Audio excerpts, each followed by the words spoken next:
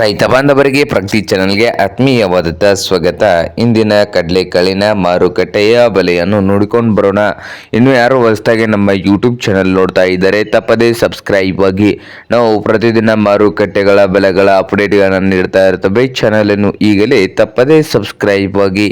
ಇಂದು ಕಡಲೆಕಾಳಿನ ಮಾರುಕಟ್ಟೆಯ ಬೆಲೆಯನ್ನು ನೋಡೋದಾದ್ರೆ ವಿಜಯಪುರದಲ್ಲಿ ಒಂದು ಕ್ವಿಂಟಲ್ಗೆ 5,000 ರೂಪಾಯಿದಿಂದ 5,500 ರೂಪಾಯಿ, 5,000 ರೂಪಾಯಿದಿಂದ 5,500 ರೂಪಾಯಿವರೆಗೆ ವಿಜಯಪುರದಲ್ಲಿ ಒಂದು ಕ್ವಿಂಟಲ್ ಕಡಲೆಕಾಳಿನ ಬೆಲೆಯನ್ನು ಹೊಂದಿದೆ.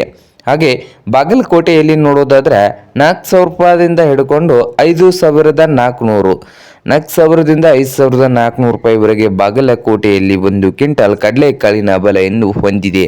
ಹಾಗೆ ಹುಬ್ಬಳ್ಳಿಯಲ್ಲಿ ನೋಡೋದಾದರೆ 3,000ದಿಂದ 5,500, 3,000ದಿಂದ 5,500 ರೂಪಾಯಿವರೆಗೆ ಒಂದು ಕ್ವಿಂಟಲ್ ಕಡಲೆಕಾಳಿನ ಬೆಲೆಯನ್ನು ಹೊಂದಿದೆ.